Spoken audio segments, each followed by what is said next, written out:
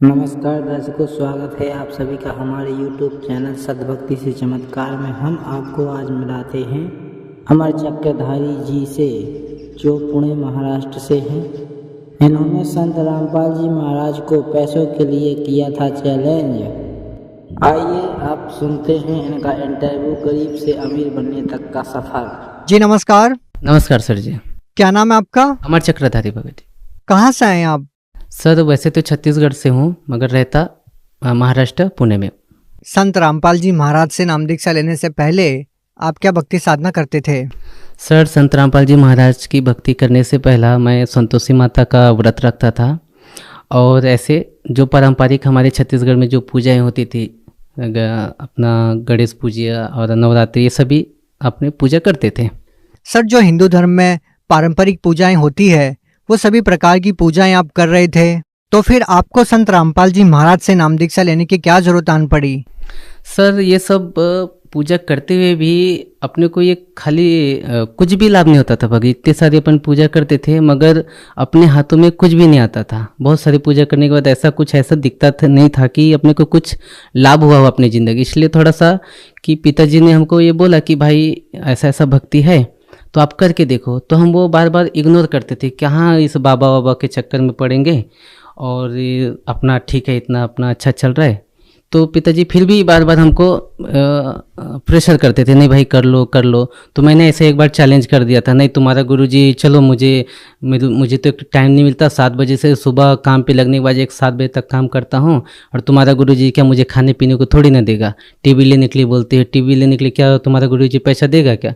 तो पिताजी ने भी ऐसा ही बोल दिया कि हाँ क्यों नहीं देगा, अपना गुरुजी सबको देता तो तुमको भी देगा। ठीक है मैं तुम्हारे गुरुजी को देखता हूँ और मैं बोलता हूँ, फिर मैं लेता हूँ, यानी कि टीवी आपका गुरुजी पैसा दिया। तो बाद में क्या हुआ भगत जी, मैंने टीवी ली।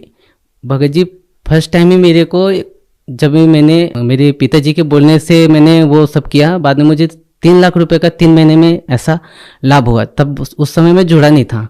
बाद में मेरे दिल में ऐसे जगह बन गई, यार इतना ये कैसा क्या हो गया। तो बाद में पिताजी ने मैं बोला, देखो कितना तुमको अच्छा लाभ होगा, अभी तुम क्या करो, नाम दीक्षा लो और वो भक्ति करो। तो मैं उनको झूठ मूठ का ऐसे ही बोल दिया, ठीक है अपन करेंगे। बाद में मेरी शादी तय हो गई। शादी में कैसे भगत जी, छत्तीसगढ़ में मेरा शादी होना था, तो मेरे शादी में 4 बकरे कटना था। 4 बकरे कटना था, तो उसके जितने भी ब्लड है ना, उसमें मुझे चल के हमारा जो कुल देवता है, मेरे पिताजी को तो अलग कर दिए थे समाज से, मगर जो हमारे कुल देवता है उसमें मुझे पाँव में चल के वो निशान करके मुझे कुल देवता के पास में जाना था। तो मैं मेरे चाचा लोग को बोला कि मुझे ये नहीं होने वाला है, आप लोग कुछ दूसरा रास्ता निकालो। तो सब लोग गांव वाले बोलने वाले, घर वाले बोलने लगे, नहीं ये तूने नहीं किया तो तू मर जाएगा। तो मैं बोला नहीं मुझे मालूम नहीं, मैं मर जाऊँगा, जिंदा हो जाऊँगा, ये मुझे मालूम नहीं, मुझे ये अच्छा नहीं लग रहा, मुझे नहीं करना है। सब लोग ने बोला कि पहले इसका पापा पागल है इस लाइन में जुड़ने के बाद में, अभी बेटा भी कैसा रूखा बात करता है, अभी इसके घर में कुछ तो बड़ा कलेश होने वाला है। मैंने उनको बोला जो होगा देखा जाएगा, आप लोग शादी की तैयारी करो। बाद में शादी तैयारी करने के बाद में भगत जी मैं गांव गया, मेरी शादी हो गई। शादी होने के बाद में मैं अपना फिर महाराष्ट्र आ गया। महाराष्ट्र आने के बाद में मेरे पिताजी फिर फ़ोन करने लगे कि बेटा क्या हुआ है, क्या कुछ तैयारी जाते हैं। तो पिताजी का ज़्यादा ऐसा प्रेशर होने का, तो मैं बोला चलो यार इनका भी कुछ रह जाएगा मान सम्मान, चलो एक बार घूम के आते हैं। तो घूम के आने के बाद भगत जी उधर गए। बरवाला जाने के बाद में वहाँ का माहौल बहुत अच्छा लगा, मगर अपन ऐसे फॉर्मेलिटी गए थे, पिताजी हमको प्रेशर करता था, और मेरी भक्तमती को भी बोला था हम नहीं उधर जुड़ने वाले, अपन खाली घूम के आ जाएंगे, इनका भी मन शांत हो जाएगा, अपन को बार बार बोलेंगे नहीं। उधर जाने के बाद भगत जी अच्छा सा लगा, मगर मन भी नहीं हुआ कि जुड़ जाते हैं। बाद में वहाँ का कुछ नियम था कि भाई संत रामपाल जी महाराज से आशीर्वाद लेने से पहला आपको नाम दीक्षा लेनी होती है। मैं बोला यार इतना दूर आए हैं यार, आशीर्वाद ले लेते, चलो झूठ मूठ का ना अपन नाम दीक्षा ही ले लेते, परमात्मा चलो आशीर्वाद है, कुछ तो अपना अच्छा कुछ हो जाए बोल के अपन जुड़ गए। चलो जुड़ जाते, देखेंगे आगे कुछ होगा, देखी जाएगी। तो मैंने नाम दीक्षा ले ली। नाम दीक्षा लेने के बाद में फिर लाइन में लगा। माइयों की तरफ से परमात्मा आशीर्वाद देते आए, फिर हमारी तरफ से फिर परमात्मा आशीर्वाद देते गए। मुझे आशीर्वाद देने के बाद में भगत फिर माइयों की तरफ में गई आशीर्वाद देने के लिए। फिर भगत लोग पंडा हटा दिए, फिर दूसरा लाइन लगा, उस लाइन में फिर मैं ज़बरदस्ती घुस के फिर एक बार परमात्मा का आशीर्वाद लिया। बाद में मुझे अच्छा सा सुकून, अच्छा लगा, ऐसा लगा कि जैसे कि मुझे कुछ बोझ सर से हट गए। ये दुनिया का झंझट ही ऐसा है कि उधर कहाँ मर रहे थे, इधर ही चलो ठीक ठाक है, कुछ लफड़ा नहीं है, यहाँ सब अच्छे विचार वाले लोग रहते हैं। बाद में मैं मेरी भगतमती के पास गया कि यार चलो भाई तुम भी जुड़ जाओ, अच्छा मुझे लग रहा। फिर वो मेरे से झगड़ा करने लगी कि मैं इसी कारण तुम्हारे साथ नहीं आ रही थी, तुम मुझे मालूम था तुम जुड़ने वाले हो, मुझे झूठ मूठ कर लेके आ गए। तो सर, जब आपने संत रामपाल जी महाराज से नाम दीक्षा ली, संत रामपाल जी महाराज से नाम दीक्षा लेने के बाद क्या कोई लाभ भी मिला आपको? हाँ, लाभ तो बहुत सारा मिला सर जी। जब हम लोग महाराष्ट्र आए, मेरी भगतमती प्रेग्नेंट थी। मेरा ये लड़का होने के बाद में भगत जी उनका एक स्तन से दूध आना बंद हो गया। तो हमने डॉक्टर से दिखाया, उन्होंने बोला बहुत खर्चा हो गया। उस समय हमारी आर्थिक स्थिति बहुत खराब थी सर, क्योंकि गाड़ी एक्सीडेंट होने के कारण सब पैसा, सोना चांदी जितने भी घर थे सब खत्म हो गई थी। तो माता पिता भी ने हाथ उठा दिए थे कि हमारे पास कुछ भी नहीं, हम ब्याज से भी लेके पैसा ऐसा खर्च किए थे, लेबर लोग को पेमेंट दिए थे, तो हमारे पास कुछ भी पेमेंट नहीं था। मैं भगत मित्र को बोला, भाई अपने पास कुछ भी रास्ता नहीं, अपन रोड पे आ चुके हैं, तुम परमात्मा के साथ चाहे चैलेंज करके जुड़ जाओ, चाहे कुछ भी, जो एक बार जुड़ जाओ और तुम्हारा ऐसा ऐसा हो जाएगा, तो आप परमात्मा की भक्ति करना ठीक हो जाए तो करना, नहीं तो कोई बात नहीं भाई, जबरदस्ती नहीं है।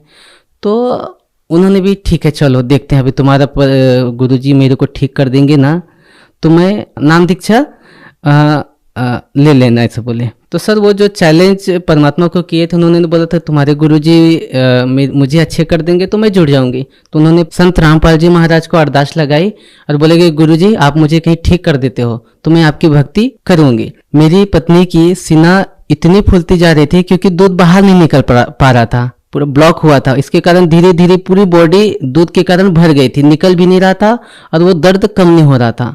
बाद में संत रामपाल जी महाराज को चैलेंज किया कि आप मुझे बिना पैसे के यदि ठीक हो जाता है तो आपके संत रामपाल जी महाराज से मैं नाम दीक्षा ले लूंगी। तो मैं बोला ठीक है, आपके संत रामपाल जी महाराज सब ठीक करेंगे, आप पहले दीक्षा ले लो। उन्होंने अरदास लगाई, भगवान आप मेरी ये प्रॉब्लम है सॉल्व कर दो, हमारे पास पैसा कुछ भी नहीं, हमारी आर्थिक स्थिति खराब है, डॉक्टर भी ऑपरेशन के लिए बोल रहे, हमारे पास पैसा भी नहीं, हमारी आर्थिक स्थिति भी बहुत खराब है, आप हमारे ऐसा हमारा प्रॉब्लम सॉल्व हो जाएगा तो मैं आपकी भक्ति करूंगी। तो परमात्मा की ऐसे चमत्कार हुई भगत जी, बिना दवाई के एक 15 से 20 दिनों के अंदर में वो स्वस्थ हो गई। वो फिर फूट के वहां से मवाद निकला, फिर धीरे धीरे उसमें हमने मेडिकल में ही जा के 20 रुपए का पाउडर होता है वो डाल के ऐसा उसको दवाई लगा के ठीक हो गया। डॉक्टर के पास में गया नहीं कि बड़ा ऑपरेशन का ऐसा कुछ खर्चा ही नहीं आया। फिर संत रामपाल जी महाराज के कारण मेरी धर्मपत्नी की तबीयत ठीक हो जाने के कारण उसको पूर्ण लाभ हुआ। आज वो नाम दीक्षा ले चुकी है और मस्त मेरे से अच्छी वो अभी भक्ति कर रही है। अभी हमारा वापस मैं सांगली चला गया अपनी जगह पे जहाँ पे रहता था। वहाँ जाने के बाद अपना आर्थिक स्थिति थोड़ा खराब हो गया था। उसके बाद में हम गांव जाने वाले थे, मेरे पास लास्ट 500 रुपये ही बचा था। तो सर जी मेरे पास लास्ट 500 रुपये थे, तो हमने नियोजन कर लिया था कि भाई चलो महाराष्ट्र से छत्तीसगढ़ जाते हैं और अपना कुछ नहीं है, इधर पूरा बिजनेस थोड़ा सा लॉस हुआ, अपन उधर जाके कुछ तो खेती बाड़ी करेगी। सर जी वहां से फिर मेरे को एक फोन आया, संत रामपाल जी महाराज से हमने अरदास लगाई थी, तो परमात्मा ने संत रामपाल जी महाराज ने वहां से उनका आदेश आया था कि परमात्मा दया करेंगे, आप लोग भगवान की भक्ति करते रहो। संत रामपाल जी महाराज का ऐसा आदेश आया। तो भगत जी हम 500 रुपये ही मेरे पास था, गया तो वहां से फोन आया कि आपको एक 60 लाख का टेंडर आपको हम देते हैं। तो मैं कम से कम भगत जी उनको सर जी उनको 50 बार बोला कि ये मुझे कैसे आ सकता है, मैं तो ये बिल्डिंग बनाने का काम ही नहीं करता, मैं लेबर कॉन्ट्रैक्टर हूँ। लेबर कॉन्ट्रैक्टर, आप मुझे बिल्डर का काम बता रहे कि आपको हम इतना पैसा देंगे और आपको हमारा घर बना के देना पड़ेगा। तो कम से कम उसको मैं 50 फोन लगाया और बाद में पूरा वेरीफाई किया कि भाई सच में ऐसा है क्या। तो बोले हाँ है। तो बोले नहीं मुझे यकीन नहीं होता। तो मैं वो 500 रुपये लेके उनके पास गया। वो मुझे उसमें नाश्ता भी करना था, पेट्रोल भी डलाना था और 70 किलोमीटर जाके वापस भी आना था, मतलब 150 किलोमीटर जाना आना था। गया, सर जी इतना बड़ा चमत्कार हुआ परमात्मा संत रामपाल जी महाराज की वजह से। मुझे 50,000 रुपये जगह पे एडवांस दिया। मेरे पास सिर्फ 500 रुपये था लास्ट टाइम। जब मुझे 50,000 रुपये दिया तो मेरी वहाँ पे आंसू निकल गए। मैं बोला भगवान ये क्या मेरे पास इतना बड़ा चमत्कार हो गया कि मैं यहाँ का अनजान, मैं छत्तीसगढ़ का रहने वाला, ये मुझे 50,000 कैसे दे दिए, क्या हुआ कैसे हुआ बोल के। बाद में मैं यहाँ से काम से रोते रोते रोते 70 किलोमीटर तक घर वापस गया, भगतमती को पैसा दिखाया। बाद में मैं बोला देखो परमात्मा ने मुझे 60 लाख का मुझे काम दिया है। भगतमती को भी विश्वास नहीं। मैं बोला देखो मेरे अकाउंट में पैसा है, और 500 रुपये का मिठाई लेके गया था बगीचा। मेरे बच्चा था ना, मैं जब मिठाई भी इसके लिए लेने के लिए जाता था दुकान में, तो मेरे पास पैसा नहीं रहता था। मैं सोचता था कि मैं तेल लेके जाऊं कि मेरे बच्चे के लिए 5 रुपये का कैडबरी लेके जाऊं।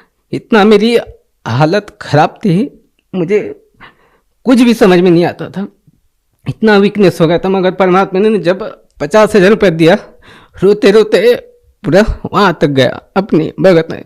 मेरी भगतमती भी इतना रोने लगी, देखो इतना बड़ा चमत्कार कर दिया परमात्मा कि अपन अच्छे से भक्ति करेंगे, ये दुनिया के लफड़े में नहीं पड़ते अपन।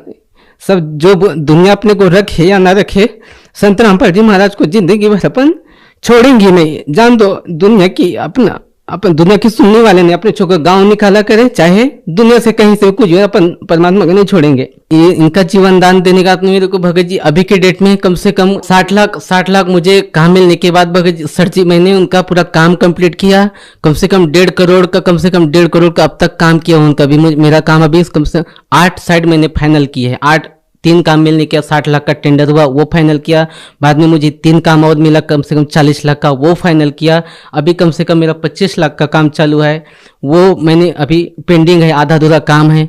मेरा घर में रहने का नहीं तकलीफ था भगत जी, बारिश हुआ तो 10 ठिकाने से पानी नीचे गिरती थी। संत रामपाल जी की दया से अभी मेरा 4 मंजिल का घर बनाया हूँ। अभी कुछ दिन पहले अभी मैं सोल्ड 4 व्हीलर गाड़ी लिया है, जो मेरे गांव में किसी के पास गाड़ी नहीं। 8 लाख की सोल्ड गाड़ी लिया है। पूरे गांव वाले बोलते हैं कि भाई इनके पास क्या सोने का खान मिला है। मगर उनको बोलते हैं सर जी की भाई संत रामपाल जी महाराज के शरण में आने के बाद में हुआ थोड़ा तकलीफ हुआ स्टार्ट में। परमात्मा अपनी वाणी में बोलते हैं कि धीरे धीरे रे मना धीरे सब कुछ होए, माली सिंचे 100 घड़ा ऋतु आए फल होए। सर मैं लूट पिट चुका था, सिर्फ मैं लास्ट में मेरा 500 रुपये ही था। परमात्मा की दया, संत रामपाल जी महाराज की दया की वजह से 60 लाख का मुझे काम मिला। अभी मेरे करोड़ों का बिजनेस चालू है। 4 मंजिले का घर टिका लिया हूँ। मेरे गांव आसपास, मेरे गांव में क्या सर जी, आसपास की एक 20 किलोमीटर 50 किलोमीटर आप भी घूमेंगे तो किसी का 4 मंजिल मकान नहीं है। सोल्ड मैंने गाड़ी ले ली। अभी परमात्मा की दया से, संत रामपाल जी महाराज की दया से अभी भगत जी मैं अपने एरिया में टॉप में हूँ। सब बोलते कि भाई ये अच्छे लाइन में जुड़े। पहले तो हमको कोसते थे कहाँ ये अपनी जिंदगी बर्बाद कर। अभी इस परमात्मा का भी उन लोग भी बोलते संत रामपाल जी महाराज का ज्ञान अच्छा है, और वो भी अभी सहयोग करते हैं मेरे गांव में। आपको मैं एक और बात बताना चाहता हूँ। जब हम गांव में रहते थे तो हमारा दारू का धंधा था, चिकन मटन का धंधा था, बकरी बेचते थे, मुर्गी बेचते थे, कबूतर, ये सब चीज बेचते थे।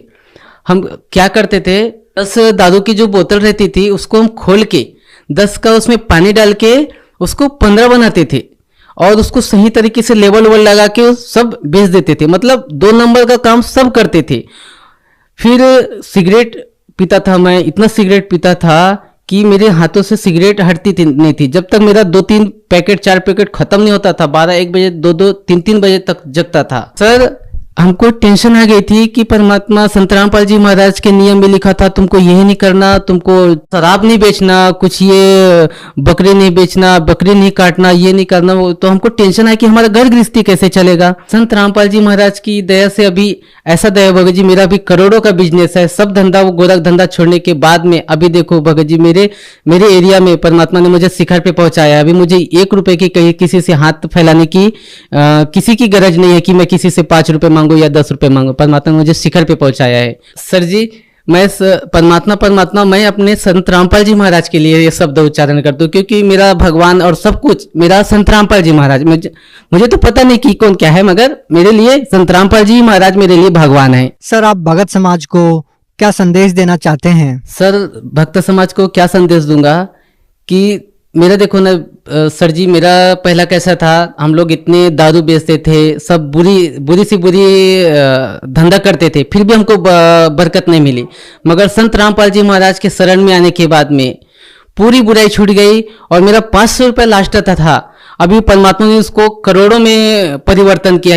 ये मेरे साथ में लाभ हुआ है, चमत्कार हुआ है मेरे साथ में। तो आप भी आइए परमात्मा के संत रामपाल जी महाराज के शरण में और अपना जीवन कल्याण कराइए। जी बहुत बहुत धन्यवाद। धन्यवाद।